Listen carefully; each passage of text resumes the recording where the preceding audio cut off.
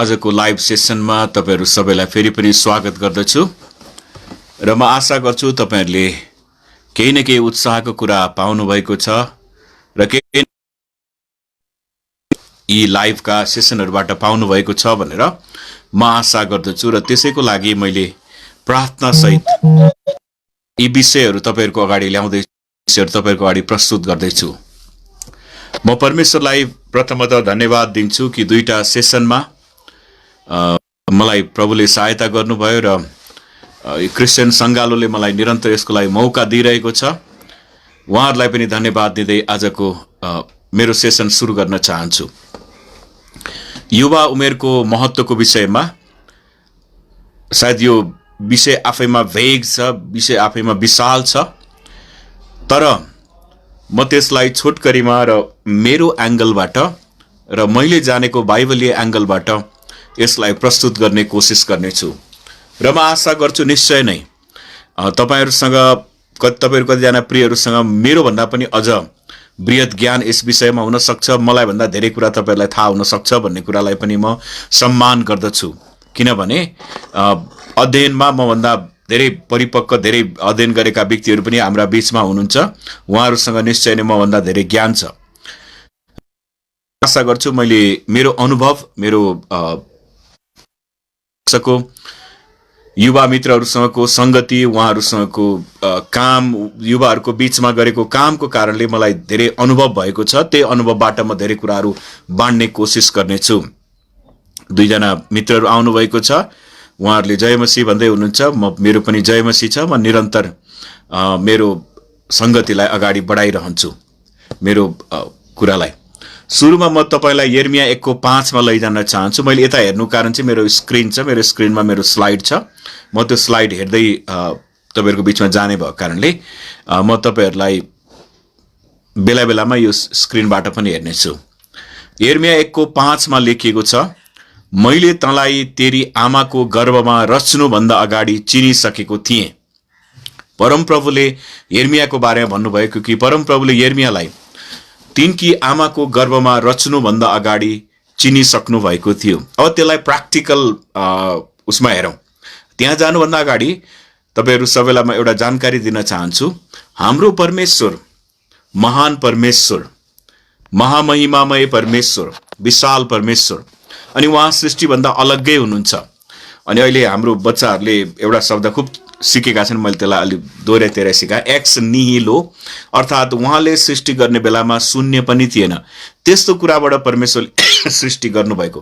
जब हामी उत्पत्ति 1:1 मा पढ्छौं, आदिमा परमेश्वरले आकाश पृथ्वी सृष्टि गर्नुभयो भने पनि थिएन, शून्य। परमेश्वरले बोलेर नै सबै कुरा सृष्टि गर्नुभयो। अनि उहाँ सृष्टि भन्दा अलग्गै हुनुहुन्छ र पनि उहाँले हाम्रो सानो सानो सानो कुरामा पनि वास्ता गर्नुहुन्छ। उहाँले उहाँको विशेषता, उहाँको महिमाका धेरै पक्षहरुमध्ये एउटा पक्ष चाहिँ प्रेम हो, कृपा हो। अनि त्यही प्रेमको कारणले उहाँले हाम्रो जीवनको सबै कुरामा वास्ता गर्नुहुन्छ। त्यही प्रेमको कारणले नै येशू प्रभु क्रुसमा मर्न आउनु भएको।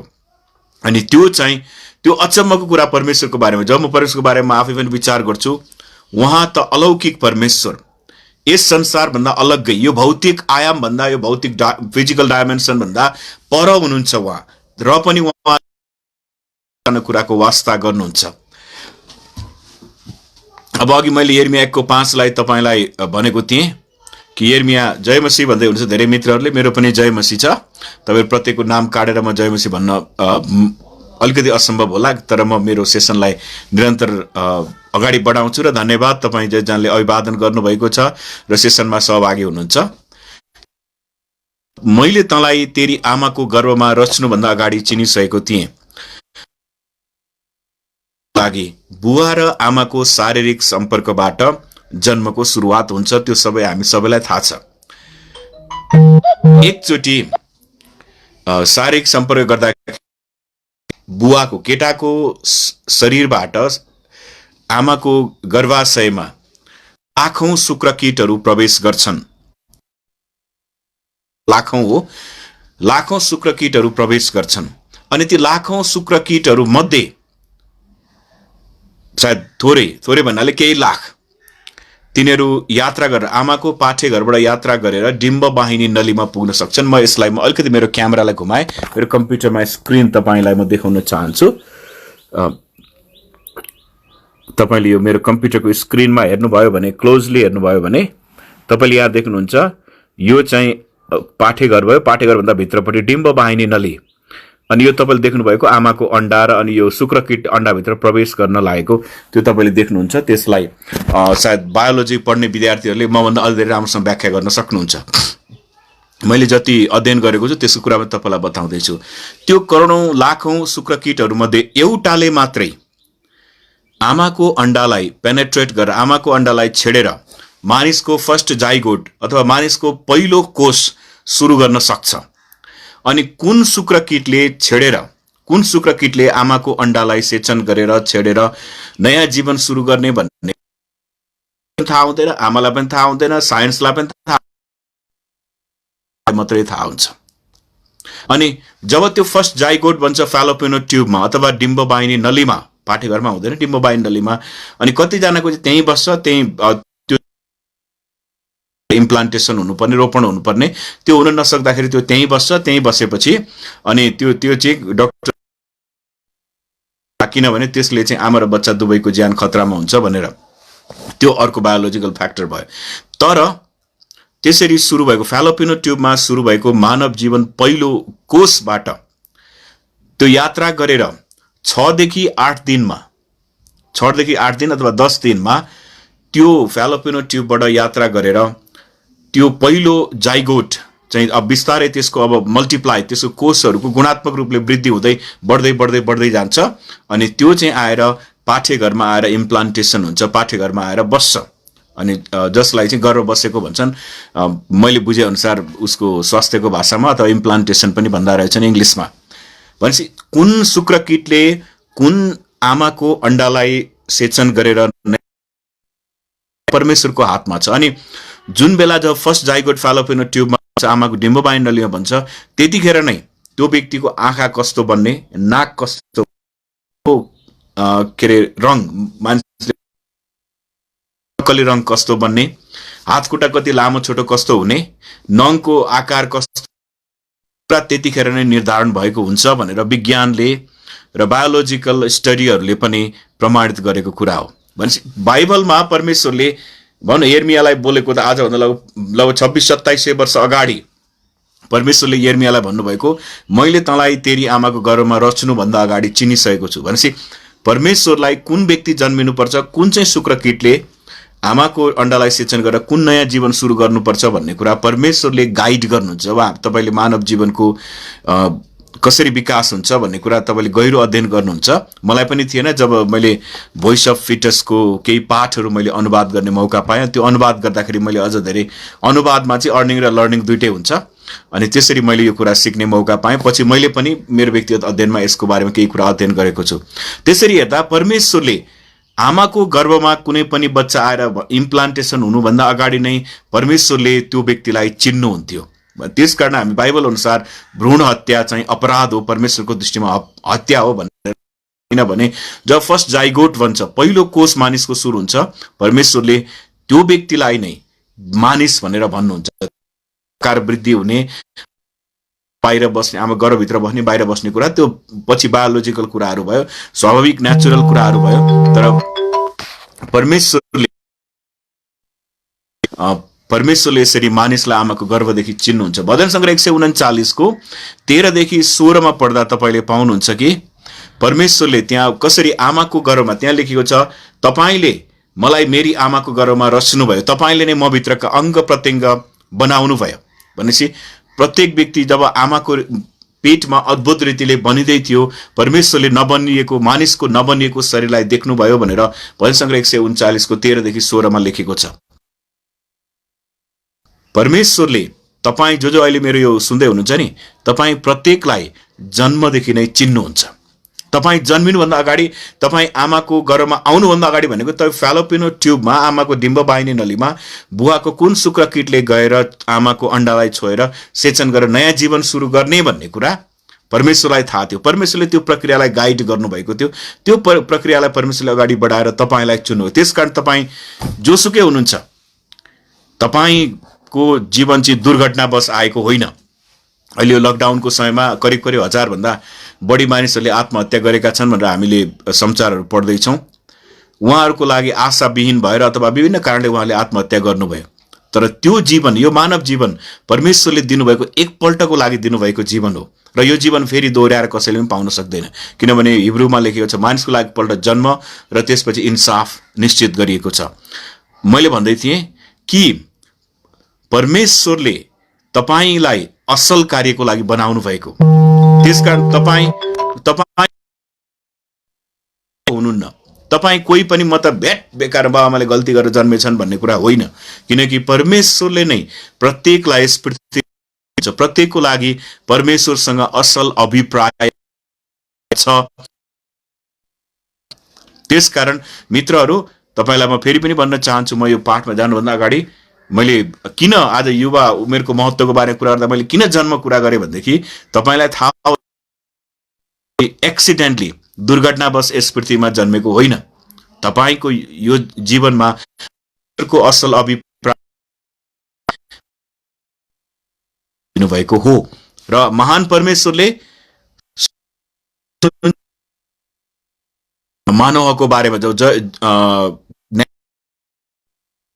मैले पढ्दै थिएँ। कसैले त्यहाँ जब मानवले तपाईँको नाउँ के हो र परमप्रभुको नाउँ सोद्धा परमप्रभुले भन्नुहुन्छ तिमीले अर्थै बुझ्न सक्दैन, मेरो नाउँ तिमीले बुझ्नै सक्दैनौ। उहाँ त्यति महान, उहाँको नाउँ नै हामीले बुझ्न सक्दैन। तर त्यो परमेश्वरले तपाईँ युवाहरूको सानो सानो कुरामा वास्ता। संसारले के भन्छ, अब यो जन्म कुरालाई छोड, अब तपाईँको उमेरको कुराहरू, संसारले के भन्छ, जवानी चाहिँ आनन्द मनाउनको लागि हो। सुन्नुहोस् है, जवानी चाहिँ आनन्द मनाउनको लागि हो र हामी हाम्रो जब जवानी सकिँदै गर्छ त्यसपछि हामीले व्यापार व्यवसाय काम गर्नुपर्छ, एउटा कमाउनुपर्छ र हामी पाको भएपछि भन उमेरमा वृद्ध भएपछि हामी त्यसपछि चाहिँ हामी धर्म कर्मतिर लाग्नुपर्छ भनेर भन्छ। तर बाइबलले भन्दछ बालक हुँदा, युवा हुँदा, वयस्क उमेर हुँदा, वृद्ध उमेर हुँदा परमेश्वरको सम्झना गर, सृष्टिकर्ताको सम्झना गर, किनभने सबै उमेर नै परमेश्वरको लागि हो। परमेश्वरले, मैले अघि भने तपाईँको जन्म एक्सिडेन्टली भएको होइन, बुवा आमाले गल्ती गरेर तपाईँ जन्मिनु भएको होइन। परमेश्वरले आफ्नो उद्देश्य अनुसार तपाईँलाई जन्मेर दिनुभएको हो भने त तपाईँको लागि त परमेश्वरको असल योजना छ नि। त्यसकारण तपाईँले चाहिँ म बुढो भएर म धर्म कर्मतिर लाग्छु, परमेश्वरलाई सम्झिन्छु भन्ने कुरा चाहिँ गलत हो। किनभने प्रत्येक उमेरमा, हाम्रो प्रत्येक जीवनमा, प्रत्येक उमेरमा हाम्रो जीवनमा परमेश्वरको खाँचो छ। अब युथ एजको कुरा गरौँ, युवा एजको। म अलिकति बुलेट पोइन्टमा अथवा सारांशमा जाँदैछु। डिटेलमा हेऱ्यो भने त यही पाठलाई सेसन जानुपर्ने हुन्छ, त्यता डिटेल जान चाहन्न। परमेश्वरले दिनुभएको जुन जीवन छ त्यो जीवनको स्पेशल युवा हो न। अब अहिले म 40 वर्ष लगभग पुगेँ, 40 वर्षमा हिँड्दैछु अहिले। अनि म स्कुल गएको, स्कुलमा पढेको, त्यसपछि म खैरमारा महोत्तरीमा हुर्केको। अनि त्यहाँ म 9 क्लास पढ्दाखेरि मैले समाजसेवी युवा क्लब गठन गरेर त्यसको अध्यक्ष भएको थिएँ। अनि सबैले वाह गर्थे, प्रशंसा गर्थे। अनि क्लबले केही राम्रो कामहरू पनि हामीले गरेका थियौँ। अनि पढाइ पनि मेरो राम्रै थियो स्कुलमा हुँदा। पछि कलेजमा आएपछि मेरो काम गर्नुपर्ने भएर त्यति धेरै पढाइमा ध्यान दिन पाएन। स्कुलमा हुँदा राम्रो पढाइ थियो मेरो। तर ती सबै कुरा अब अहिले मेरो कल्पना मात्रै हो। मसँग भएको मेरो आम्दानीमा सबै खर्च गर्छु, मसँग भएको सबै पैसा खर्च गर्छु। मेरो जीवनमा त्यो दिन फर्केर आओस् भनेर भन्दा त्यो सम्भव छैन। अब गयो मेरो जीवन। अब अहिले मेरै छोराछोरीलाई भन्यो भने भन उनीहरूलाई त्यो कल्पना, त्यो भन स्वेर कल्पना भनेको चाहिँ त्यो नहुने असत्य कल्पना जस्तो लाग्छ। बिहान घाँसको भारी ल्याएर अनि स्कुल गएर आउने, स्कुल गएर आएपछि दाउरा अथवा घाँस एक बारी फेरि ल्याउने, अनि त्यसरी हामीले पढेको। तर त्यो गर्दा पनि त्यसको रमाइलो, त्यो समय चाहिँ अब मेरो जीवनमा फर्केर आउँदैन, किनभने अब त्यो गयो। त्यसकारण तपाईँ युवाहरू, किशोर किशोरीहरू, टिन एजका भाइ बहिनीहरू, तपाईँ जति हुनुहुन्छ, तपाईँको लागि परमेश्वरले जुन जीवन दिनुभएको छ त्यसको एकदमै महत्त्वपूर्ण एजमा, एकदमै विशेष उमेरमा तपाईँ हुनुहुन्छ। जब तपाईँकोबाट त्यो उमेर खुस्केर जान्छ, भनौँ तपाईँसँग भएको सबै सम्पत्ति बेचेर म त्यो उमेर फिर्ता लिउँ भनेर सक्छु। मैले भने म 1 महिनाको लागि अथवा एक दिनको लागि म पहिले मेरो त्यो स्कुले जीवनमा फर्केर जान्छु, विद्यार्थी जीवनमा पहिले म 8-9 क्लासमा पढ्दा 10 क्लास पढ्दा जस्तो फ्री लाइफ थियो त्यस्तै फर्केर जान चाहन्छु भनेर सम्भव छैन। त्यसकारण युवा उमेर चाहिँ परमेश्वरले जुन जीवन दिनु त्यसको विशेष उमेर हो, त्यसको विशेष समय हो। अनि यस सम्बन्धमा मैले धेरै युथ क्याम्पहरूमा युवाहरूलाई सोधेको थिएँ, कसैले 15 देखि 25 वर्ष, कसैले 15 देखि 30 वर्ष, कसैले 16 देखि 32 वर्ष, त्यो एज भनेको ठिकै छ, त्यसलाई अब त्यसको आफ्नो परिधि होला। काहीँ चाहिँ अब भनौँ नेपालको जाजरकोटमा एउटा उमेरलाई युवा भन्लान्, काठमाडौँमा अर्को उमेरलाई भन्लान्, त्यतातिर नजाउँ। तर त्यो सिचुएसन को युवा भयो, तर अब 60 वर्ष युवा हुँदैन, 40 वर्ष युवा हुँदैन। अब मैले अब पनि मलाई आफैलाई युवा भन्न थाल्यो भने चाहिँ अब त्यो चाहिँ अलिकति मैले अथवा मेरो 12 वर्षको छोरीले म युवा भएँ भनेर भन्न पनि अलिक सुहाउँदैन, किन उसको उमेर पुगिसकेको छैन। र पनि तपाईँ जति युवा उमेरमा हुनुहुन्छ तपाईँलाई भन्न चाहन्छु, परमेश्वरले तपाईँलाई दिनुभएको प्राइम एज, तपाईँको जीवनको प्राइम एज, मुख्य समयमा तपाईँ हुनुहुन्छ। अनि तपाईको जीवनमा के बन्ने, विशेष गरी अझ तपाईँ अब 15, 16, 17 वर्षदेखि 20, 22, 25 वर्षको जति हुनुहुन्छ, करिब 30 वर्षमा तपाईँ भोलि जीवनमा के बन्ने भन्ने एउटा निर्णय चाहिँ त्यहाँनिर हुन्छ। कसैको अब पछि, जस्तै उदाहरणको लागि KFC सुरु गर्ने व्यक्तिको निर्णय चाहिँ पछि भयो, उहाँले कति 50-60 कति पुगेपछि KFC सुरु गर्नुभयो, संसारभरि सफल पनि हुनुभयो। त्यस्तो रेयर केसहरू 1-2 जनाको त्यस्तो छ। सबैजनालाई फेरि त्यस्तै हुन्छ मेरो पनि 60 वर्षमा मेरो पनि करियर बन्ला भनेर नसोच्नु होला। परमेश्वरले दिनुभएको जीवनमा तपाईँ भोलि के बन्ने त्यसको निर्णय चाहिँ तपाईँले हुन्छ। त्यसको अर्थ सबैजना हेर्नुपर्छ भन्ने छैन। कोही किसान बन्ने, कोही कलाकार बन्ने, कोही लेखक बन्ने, कोही सम्पादक बन्ने, कोही कम्प्युटर चलाउने, कोही इन्जिनियर बन्ने, कोही अब भनौँ न अब यो गाह्रो लगाउने मिस्त्रीको काम गर्ने, कसैले काठको काम गर्ने, कार्पेन्ट्री काम गर्ने, कसैले इलेक्ट्रिसिटीको काम गर्ने, कसैले डक्टर नर्स बन्ने, के गर्ने, एनिथिङ। तपाईँको जीवनको मेरो भविष्यमा यो हुन्छ भनेर यो उमेरमा निर्णय हुन्छ। अनि यसलाई म अलिकति स्ट्रेस दिन चाहन्छु, यदि कोही व्यक्तिले यो उमेरमा सही निर्णय गरेन, सही कुरा गरेन, सही कुरालाई प्रायोरिटी गरेन, उसको उमेर सुहाउँदो गर्नुपर्ने काम गरेन भने चाहिँ भोलि हाम्रो उमेरमा आएर त्यो व्यक्ति पछुताउनुपर्छ। भएन, जति पढ्न सक्ने व्यक्तिले पढ्नु पर्यो। कसैले पढ्न सकेन भने पढाइ नै सारा संसारको सबै कुरा होइन। कसैले पढ्न सक्दैन भने एउटा केही न केही इलम चाहिँ सिक्नु पर्यो, केही इलम सिकेर केही गर्न सक्ने हुनु पर्यो। त्यसकारण त्यो सबै हुने चाहिँ कहिले हो? यो उमेरमा।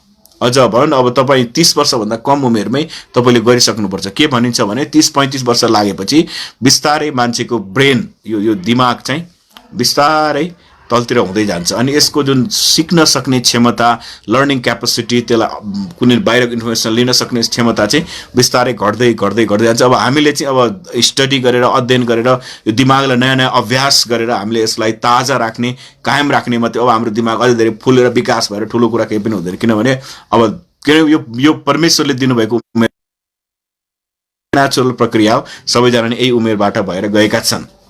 अनि परिवारलाई, समाजलाई, चर्चलाई गति दिन सक्छ युवाहरूले। नेपालकै इतिहासको कुरा गर्दाखेरि अहिले त त्यति धेरै हुँदैन। पहिले चाहिँ जब 46 सालको आन्दोलनपछि विद्यार्थी आन्दोलन चाहिँ नेपालको राजनीतिक परिवर्तनमा विद्यार्थी आन्दोलन अथवा युवाहरूको आन्दोलन चाहिँ अहम भूमिका थियो। अनि त्यसले नै धेरै कुरालाई परिवर्तन ल्याएको थियो, त्यसले नै धेरै कुरालाई उथलपुथल पारेको थियो। केही हुने बित्तिकै विद्यार्थी, जस्तै उदाहरणको लागि सरकारले पेट्रोलियम पदार्थको भाउ बढाउने बित्तिकै विद्यार्थीहरू बाहिर आन्दोलनमा गर्थ्यो, अनि सरकारले घुँडा टेक्थ्यो, पेट्रोलियम पदार्थको भाउ घटाउँथ्यो। भएन, त्यसरी विद्यार्थी युवाहरूले त्यो किसिमको गर्न सक्थ्यो, सन्तुलन गर्न सक्ने, गति दिन सक्ने, परिवर्तन। अनि चर्चलाई गति दिने, परिवर्तन गर्ने, कसरी अगाडि बढाउने त्यो काम गर्ने चाहिँ तपाईँको यो उमेरमा तपाईँले सक्नुहुन्छ। अनि त्यति मात्रै होइन, परिवारलाई, अब यो परिवार भनेपछि र चर्च भनेपछि, समाज भनेपछि तपाईँलाई म एउटा कुरा फेरि पनि दोहोऱ्याएर भन्न चाहन्छु। अब यो भन्दाखेरि मसँग कतिजना साथीहरूले अलि नमिठो मान्छन्, तर म फ्याक्ट कुरा भन्दैछु। एक पछि अर्को जेनेरेसन झन् बिग्रिँदै गएको तपाईँले देख्नुहुन्छ। प्र्याक्टिकली तपाईँले हेर्नुहोस्, यो मेरो थियोरी कुरालाई छोडेर प्र्याक्टिकल, जस्तै अब हाम्रो पालोमा, म एक्जाम्पलबाट बुझाउँछु। हाम्रो पालोमा हामीले बुवा आमासँग अलिकति ठुलो स्वरले बोल्न पनि डराउँथ्यौँ। अब अहिले बच्चाहरूले बुवा आमालाई उल्टै झगडा गर्छन्, कतिपल्ट कुट्यो भन्ने पनि हामी सुन्छौँ होइन। त्यसलाई त्यसको अब अरू विभिन्न फ्याक्टर छ, त्यसको अरू विभिन्न कारणहरूले त्यो भएको। तर मैले भनेको एकपछि अर्को पुस्ता चाहिँ झन् खराब, झन् बिग्रिँदै जाँदैछ। अनि त्यसलाई सही बाटोमा ल्याउन सक्ने कसले हो? तपाईँ हामी युवाहरूले हो। चर्चमा होस्, परिवारमा होस्, समाजमा होस्, तपाईँ हामी युवाहरूले। हामीभन्दा मलाई अझै पनि त्यस्तो लाग्छ, त्यसकारण म अब युवै छु जस्तो लाग्छ। तपाईँले त्यसलाई अप्ठ्यारो नमानिदिनु होला। हामीले त्यो गर्न सक्छौँ किनभने हामी त्यो उमेरमा छौँ। त्यो कारण अहिले म पछाडि बताउन चाहन्छु। अब म बाइबलबाट केही कुरा बताउन चाहन्छु। मैले भने जीवनको निर्णय तपाईँको यो उमेरमा हुन्छ के भन्ने भनेर परमेश्वरले दिनुभएको जीवनको यो विशेष समय हो। त्यसपछि परिवार, समाज र चर्चलाई कुन बाटो देखाउने यो उमेरमा गर्नु छ। परिवार भन्दाखेरि, समाज भन्दाखेरि, चर्च भन्दा अर्को एउटा कुरा थप्न चाहन्छु। तपाईँले अब त्यसलाई सामाजिक अध्ययनको हिसाबले हेर्नुहोस्। यदि कुनै परिवारमा दाइ या दिदी राम्रो किसिमले अध्ययन गर्ने, पढ्ने, पढाइमा समय बिताउने छ भने भाइ बहिनीहरू पनि बिस्तारै त्यही कुरा सिक्दै त्यही बाटोमा गएका हुन्छन् प्राय। अथवा कुनै इलम परिश्रम गर्ने छ भने त्यतैपट्टि, जस्तै अब म फुर्सद भएको बेला म अलिअलि काठको कामहरू पनि गर्छु। सिमेन्टको गमलाहरू बनाउँदैछु अहिले टाकटुक पारेर आफूलाई काम लाग्ने। सिमेन्ट कति मलाई अलिअलि इन्टरनेटमा हेरेर अलिअलि मलाई पनि कामहरू पहिले गरेको कारणले मलाई थाहा छ कसरी रङ लाउने काम कसरी गर्नुपर्छ र किन पहिले मैले गरेको कारणले मलाई सबै थाहा छ। सबै होइन, धेरै थाहा छ। तर म जब गर्छु मेरो छोराले पनि त्यही गर्छ। उसलाई पनि अब म पहिले एउटा सानो पुलपिट बनाउनु पर्ने थियो, मैले काम गरेँ नि, उसलाई पनि आएर ठोकिरहनु पर्यो थियो। उसले किला मैले उसलाई एउटा 2टा टुक्रा प्लाई दिएँ अनि उसले जोड्ने भन्दै सानो हामीहरूले ठोकिरहेको थियो। त्यसले के बुझाउँछ भनेदेखि हामीले जे गर्छौँ हाम्रा भाइ बहिनीले त्यही कुरा गरिरहेका हुन्छन्। अब तपाईँले जे खानुहुन्छ तपाईँको भाइ बहिनीले त्यही खान चाहन्छ। तपाईँले जे हेर्नुहुन्छ त्यही हेर्न चाहन्छ। तपाईँले जे सुन्नुहुन्छ त्यही सुन्न चाहन्छ। जस्तो लुगा लगाउनुहुन्छ त्यस्तै लगाउन चाहन्छ। जस्तो हेयरस्टाइल बनाउनुहुन्छ त्यस्तै बनाउन चाहन्छ। किनभने तपाईँ चाहिँ उनीहरूको लागि नमुना हो, एक्जाम्पल हो। अनि एक्जाम्पल गलत भयो भने के हुन्छ? भाइ बहिनीहरूले गलत कुरा सिक्छन्। अनि गलत कुरा सिकेपछि अनि धेरैपल्ट हामी के गर्छौँ? आफू चाहिँ गल्ती गर्ने अनि बच्चालाई चाहिँ दोष दिइरहन्छ, बच्चालाई गाली गरिरहन्छौँ। त्यो चाहिँ गलत कुरा हो। त्यसकारण तपाईँको ठुलो भूमिका छ। तपाईँ चाहिँ सन्तुलन, मैले चाहिँ ब्यालेन्स एज भन्छु जहिले पनि। तपाईँले बुवा आमालाई, सुन्नुहोस् है युवा मित्र, तपाईँले बुवा आमालाई, चर्चका अगुवाहरूलाई चाहिँ तपाईँले कसरी आशिष पुर्याउन सक्नुहुन्छ जिएर असल भयो भने बुवा आमा तपाईँलाई देखेर हर्षित हुनुहुन्छ। तपाईँले ल्याएर दिएको करोडौँ रुपियाँ कमाएर दिएको भन्दा पनि ठुलो आशिष त्यो हुन्छ। र तपाईँले अर्को पुस्तालाई, तपाईँपछि आउँदै गरेको पुस्तालाई तपाईँले असल उदाहरण प्रस्तुत गरेर उनीहरूको लागि आशिष बन्न सक्नुहुन्छ। उनीहरूको अगाडि असल उदाहरण प्रस्तुत गरेर तपाईँ आशिष बन्न सक्नुहुन्छ। अब बाइबलबाट केही पद पढ्न चाहन्छु म। 1 तिमोथी 4 जवान छौ भन्दैमा कसैले तिमीलाई तुच्छ नठानोस्, तर विश्वासीहरूका अघि बोली वचन, आचरण र प्रेममा, विश्वासमा र शुद्धतामा तिमी एक उदाहरण बन। युथलाई, जवानलाई पावलले भन्छन् एक्जाम्पल, वचन, आचरण। मैले तपाईँलाई गएको पल्ट पनि क्यारेक्टरमा के पर्छ भनेर सायद पहिलो सेसन भनेको थिएँ, सबै कुरा पर्छ। अनि प्रेममा, विश्वासमा, शुद्धतामा तिमी एक्जाम्पल बन। सबै कुरामा तिमी एक्जाम्पल, युथ एक्जाम्पल बन्नुपर्छ। यसको शब्दको हामीले केलाएर अध्ययन गऱ्यौँ भने धेरै हामीलाई व्यवहारिक कुराहरू हामी यहाँ पाउँछौँ। हाम्रो परमेश्वरले सानो सानो कुरामा वास्ता गर्नुहुन्छ, उहाँ सृष्टिभन्दा अलग्गै पनि हुनुहुन्छ। त्यसै गरी उपदेशक 12:1 दुःखको समय र वृद्धावस्था आउन अघि नै जब तिमीले भन्नेछौ यस संसारमा मेरो मन लाग्दैन, ती समयभन्दा अघि नै आफ्नो युवा अवस्थामा आफ्ना सृष्टिकर्ताको सम्झना गर। आफ्नो युवा अवस्थामा आफ्नो सृष्टिकर्ताको सम्झना गर भनेको परमेश्वरलाई मनपर्ने जीवन बिताओ। यो चाहिँ आत्मिक कुरा भयो। अब प्र्याक्टिकल, बाइबलले कसरी प्र्याक्टिकल कुराहरू त्यो पनि तपाईँलाई बताउन चाहन्छु। तपाईँले पढेर पनि याद नगर्नु भएको पद एउटा भन्न चाहन्छु। उपदेशक 10:10 वनचरो बोधो छ र त्यो उध्याएको छैन भने ज्यादै बल प्रयोग गर्नुपर्छ, तर सिपले सफलता ल्याउँछ। वनचरो बोधो छ भने र उध्याएको छैन भने ज्यादै बल प्रयोग गर्नुपर्छ। तपाईँको वनचरो उध्याउने समय चाहिँ, फेरि यसलाई अर्को अर्थमा नलिनु होला, तपाईँको सिप तिखार्ने, तपाईसँग भएको क्षमतालाई तिखार्ने समय चाहिँ अहिले हो। तपाईँ जुन उमेरमा हुनुहुन्छ त्यो उमेरमा तपाईँले आफूलाई तिखार्ने हो। मैले भने तपाईँ सबैजना एकै किसिमको पेसा हुँदैन होला। कोही डाक्टर, कोही इन्जिनियर, कोही कलाकार, कोही किसान, कोही व्यापारी, कोही हुन्छ राजनीति, कोही आर्मी, सेना, कता कतापट्टि लाग्नुपर्छ, कता तपाईँले आफ्नो पेसा छान्न चाहनुहुन्छ, ठिकै छ। तर त्यसलाई तिखार्ने, त्यसको लागि तयारी हुने उमेर चाहिँ यो हो। यदि तपाईँले तपाईँको सिपलाई राम्रोसँग तिखार्नु भएन भने भोलि तपाईँले, मैले अघि पनि भने, फेरि दोहोऱ्याएर भन्छु, मेरो उमेरमा आएर दुःख पाउनुहुन्छ। अब म तपाईँलाई मेरो एउटा इक्जाम्पल दिन्छु। मेरो सानो छोटो गवाही तपाईँको बिचमा यहाँ राख्न चाहन्छु। मैले I8 गर्ने बेलासम्म म एउटा ब्याग फ्याक्ट्रीमा काम गर्थेँ। अनि मेरो फोटो मैले कतिपल्ट फेसबुकमा हाल्दा साथीहरूलाई, मलाई चिन्ने पुरानो साथीहरूलाई थाहा छ म कसरी आएको भनेर। त्यसकारण मलाई त्यो लाज लाग्दैन। म कसरी, त्योभन्दा अगाडि मैले इँटा बोक्ने काम गर्थेँ, घर बनाउँदा गाह्रो लगाउने काम पनि गर्थेँ, रङ लगाउने काम पनि गरेको छु।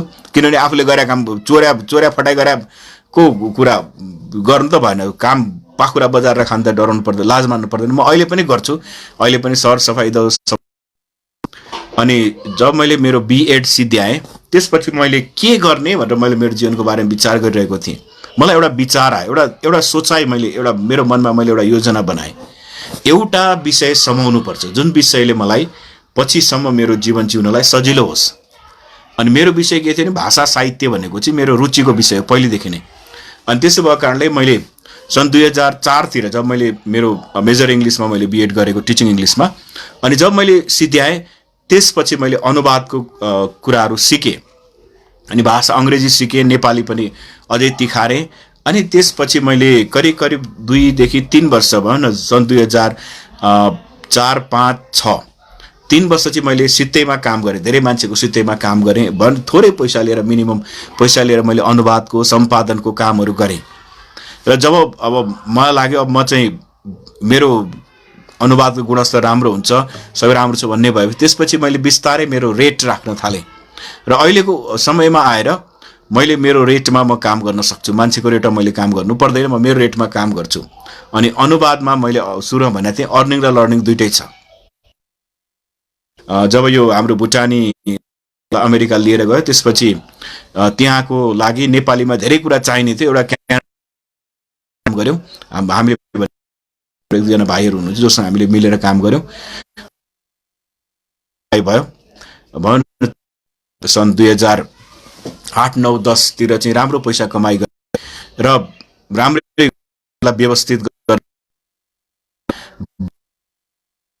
नोभेम्बरमा परमेश्वरले मलाई 3 पल्ट भन्नुभयो, तेरो सेटल होइन, तेरो परिवार सेटल गर्नको लागि थियो, तेरो परिवार सेटल भयो, तँलाई चाहिने कुरा टाइम मिनिस्ट्रीमा आइज भने। त्यो अगाडि फुल टाइम नै थिएँ। तर त्यसपछि मैले अनुवाद पहिले जस्तो सक्रिय आवश्यक मात्रै गर्छु। तर मलाई त्यो अनुवाद गरेको कारणले अब अहिले मलाई कामको अभाव भयो भने कम्ती म अनुवाद गरेर त मेरो परिवार पाल्न सक्छु। किनभने मैले मेरो सिपलाई उध्याएँ नि त। सिपलाई हो, मैले त्यही भनेको। यदि बन्चरो बोधो छ भनेको तपाईँको सिप तिखारिएको छैन, तपाईँले आफूमा सिपको विकास गर्नुभएको छैन, एउटा न एउटा सिपमा तपाईँ अगाडि बढ्नु भएको छैन भने तपाईँलाई जीवनमा भोलि तपाईँ प्रौढ उमेरमा आएपछि तपाईँले थकथकी मान्नुहुनेछ। किनभने मैले अघि भने त्यो उमेर गएपछि गयो, फर्केर आउँदैन। त्यसकारण त्यो गर्ने उमेर चाहिँ अहिले हो। अब केही कुरा भन्न चाहन्छु। युथ एज चाहिँ कस्तो हो? त्यो चाहिँ इनर्जेटिक इयर्स, एकदमै सक्रिय हुने, एकदमै शक्ति भएर सबै शरीर पनि तगडा हुन्छ, दिमाग पनि शार्प हुन्छ, तीक्ष्ण हुन्छ, जे गरे भने गर्न सक्छ। पहिले अब 1 क्विन्टल धान म गाउँमा हुँदा बोकेर हिँड्थेँ, अब अहिले 40-50 किलो बोक्नु पर्यो भने पनि स्यास्या हुन्छ। किन त्यो हुन त अलिकति यो सहरमा बसेर शरीर पनि अलिकति धेरै बोधो भयो, अल्छी भयो, शारीरिक परिश्रम धेरै नभएको कारणले। तर मैले त्यो उमेरमा सबै कुरा गर्न सकिन्छ। म रुख चढ्थेँ, पहरा चढ्थेँ त्यो उमेरमा, अब अहिले सक्दिनँ। तर त्यो गर्न सक्ने उमेर यो, किनभने त्यो चाहिँ इनर्जेटिक इयर्स, एकदमै भन त्यो बल बैंस छँदा नि गर्नुपर्छ भनेर हाम्रो बुवाले भन्नुहुन्थ्यो। बल बैंस भएको उमेरमा नै हामीले काम गर्नुपर्छ, आफूलाई सिक्नुपर्छ, तयार गर्नुपर्छ। दोस्रो चाहिँ सेन्सिटिभ भन। हामीले, तपाईँलाई याद छ कहिलेकाहीँ, अब मेरो अनुभव भन्छु, त्यो पहिले मैले तपाईँलाई सायद सुरुमा भने होला, सेन्टिमेन्ट गीतहरू म खुब सुन्थेँ। अनि सुनेर त्यतिकै रुन्थे, अब धोका दियो तिमीले भन्दै त्यो त्यो गीत सुन्दै रुन्थे। आगेर कसैले धोका दिएको थिएन, केही पनि भान थिएन होइन, तर त्यसरी रुन्थे। किनभने त्यो उमेर चाहिँ सेन्सिटिभ उमेर, सानो सानो कुरा।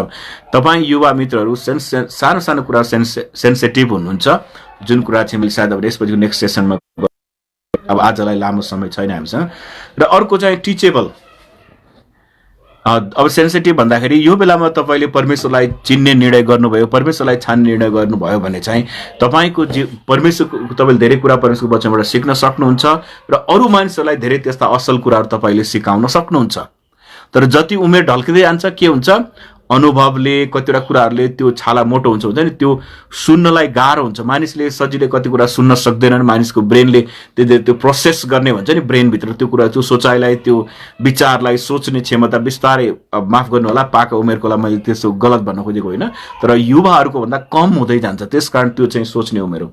अर्को चाहिँ टिचेबल इयर्स भन्छ, सिकाउने बेलामा सिक्न सक्छन्, त्यसकारण जुनसुकै विषय पनि अहिले यो उमेरमा सिक्यो भने सिक्न सकिन्छ। मैले अघि भने इलम सिक्ने कुरा पनि सिक्न सकिन्छ, आत्मिक कुराहरू परमेश्वरको वचन कुराहरू पनि सिक्न सकिन्छ, असल कुरा सिक्न सकिन्छ, चरित्र विकास गर्न सकिन्छ, जे कुरा हो यो उमेरमा गर्न सकिन्छ। र अर्को डेन्जरस इयर्स पनि हो, खतरनाक उमेर पनि हो युवा उमेर भने, किनभने हर्मोनहरूको तलमाथि हुन्छ। भनौँ न अब अझ 12-13 वर्ष भएपछि केटाकेटीहरूको शारीरिक जनेन्द्रियहरूको विकास हुँदै जान्छ, अनि त्यसपछि शरीरमा विभिन्न किसिमको परिवर्तन आउँदै जान्छ, अङ्गहरूको परिवर्तन हुँदै जान्छ।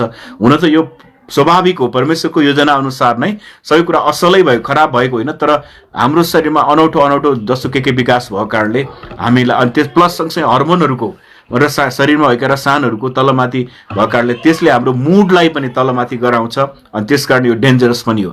सँगसँगै साथ परिवारभन्दा धेरै साथीहरूसँग नजिक हुन्छ, साथीहरू पियर प्रेसर हुन्छ, त्यसकारण यो खतरनाक उमेर हो। अनि त्यति मात्रै होइन, यो बेलामा अब लागु औषधको दुर्व्यसनमा फस्ने, नराम्रो कुराहरूको दुर्व्यसनमा फस्ने, मद्यपान धुम्रपान जस्ताहरूको, त्यो सँगसँगै इन्टरनेटमा फोहोर कुराहरू हेर्ने, अनैतिकता कुराहरू, थुप्रै भनौँ न खतरा कुराहरूसँग फस्ने सम्भावना पनि हुन्छ, त्यसकारण यो खतरनाक उमेर पनि हो।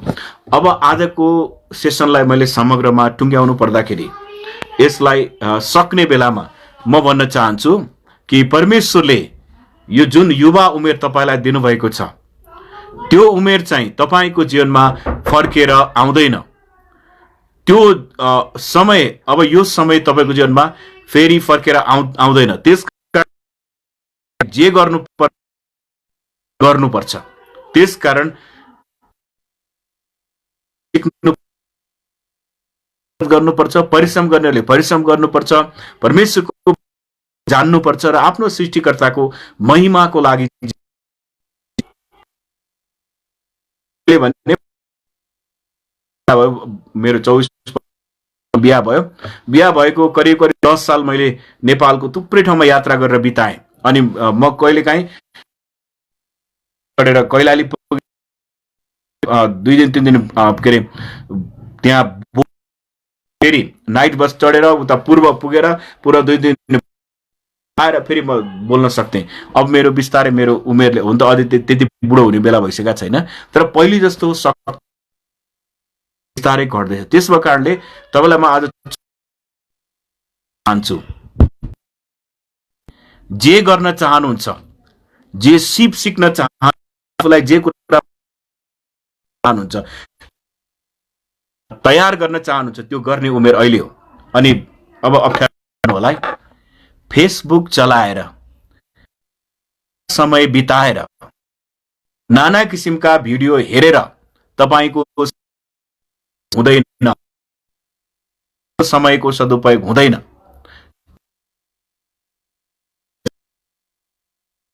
को सन्तुलित प्रयोग गर्नु पर्यो, ठिक्क चलाउनु। तर तपाईको उमेर चाहिँ पढ्ने उमेर हो, पुरा युट्युबमा र समय बिताइरहेछ भनेदेखि भोलिपछि के हुन्छ, तपाईले जीवनमा धोखा पाउनुहुन्छ, जीवन जिउन तपाईँ तयार हुनु भएको हुन्न, तपाईले एउटा न एउटा सिप सिक्नु भएकै हुन्न। त्यसकारण मित्रहरू, तपाईको उमेरमा तपाईले फेसबुकमा, अनि जस्तै कतिपल्ट तपाईँले के भिडियो हेर्नुहुन्छ त्यो पनि अर्को महत्त्वपूर्ण कुरा हुन्छ। त्यसलाई हुन त त्यसको सेसन अर्को हामी गर्छौँ पछि। समयलाई तपाईँले के कुरामा खर्च गर्दै हुनुहुन्छ, किनभने तपाईँको फेरि पनि म त्यो कुरा बार भन्न चाहन्छु कि तपाईँको जीवनमा यो समय आउँदैन, समयमा के गर्नुपर्ने अहिले गर्नुहोस्। के गर्नुपर्ने म भोलि गरौँला, भोलि सिकाउँला, एक हप्तापछि सिकाउँला, नो नो नो। तपाईँले त्यसो गर्नुभयो भने के हुन्छ, त्यो भोलि कहिले पनि आउँदैन।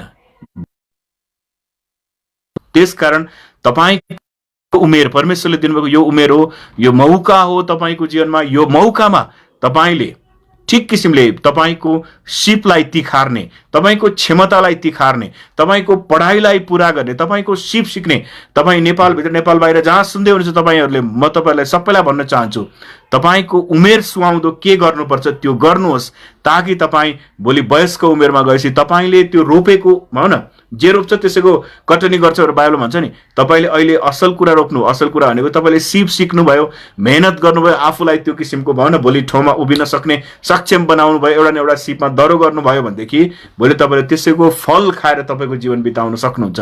नत्र त भोलि के हुन्छ, तपाईँलाई गाह्रो हुन्छ।